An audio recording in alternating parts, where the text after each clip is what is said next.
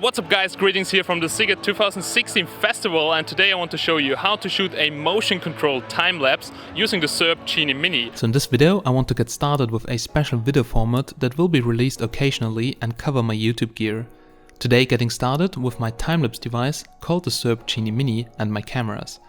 The Genie Mini is now one of the most exciting devices in my bag lately, for a handful of reasons. It's a lightweight and easy to operate time-lapse device, and also helps me during movie recording since it can move my DSLRs really smooth. And the last time I was really in love with time-lapses, since we went to a lot of events and shooting a time-lapse with a huge moving crowd is awesome, but not so easy, and this is where the Genie Mini comes into the game. I use it with the detachable ball head that can be attached to the Mini or tripods with a default thread. It has an Arca-type quick release plate with a locking knob to secure a camera in place, and it can hold cameras up to 12 kilograms of weight. The ball head has also separate locking knobs for tilting and 360-degree panning, and I also use it on some of my tripods. It's not quite cheap though, but the quality is really good. So this is some additional tool, but the Genie Mini also works without it. So if you're shooting a time-lapse and you don't have a custom firmware or a camera that allows you to use a timed software shutter, you need such a tool or a time-lapse remote to control the shutter. I usually mount this on my very old but gold Manfrotto tripod, and my main camera is a Panasonic GH4, definitely the best 4K camera you can get for a low budget. But I also use a Canon EOS 70D as a backup camera. The device is rubberized and has an integrated battery that can be charged by using the micro USB port.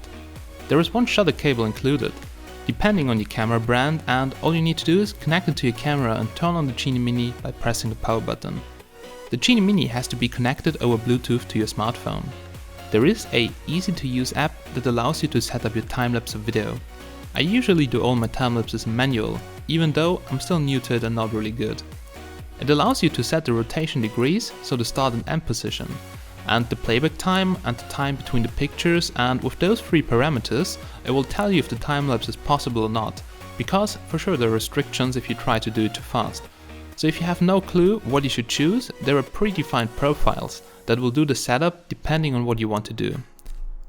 The app also shows you your battery life and lets you adjust advanced settings like HDR, move shoot delay and movement type and all those things. And also in the settings you should set up your frame rate and camera type to get the correct results for editing.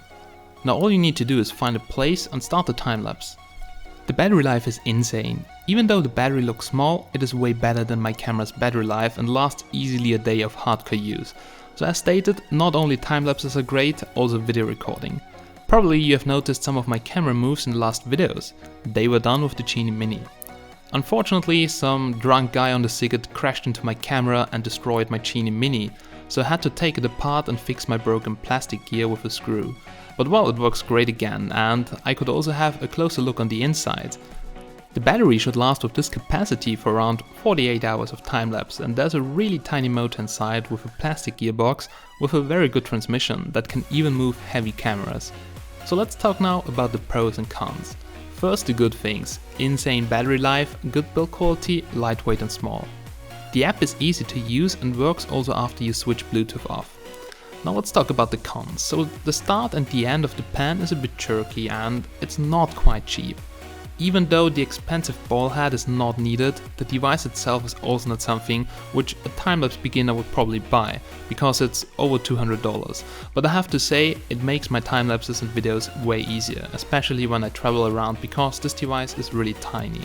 So I hope you enjoyed this first YouTube gear video, and there will be more soon, like our audio gear, closer look at the cameras, how we set it up and the lights. And also we got sponsored by a company that produces really great camera accessories, so stay tuned. Now thanks for watching guys, have a nice day and bye bye, see you soon.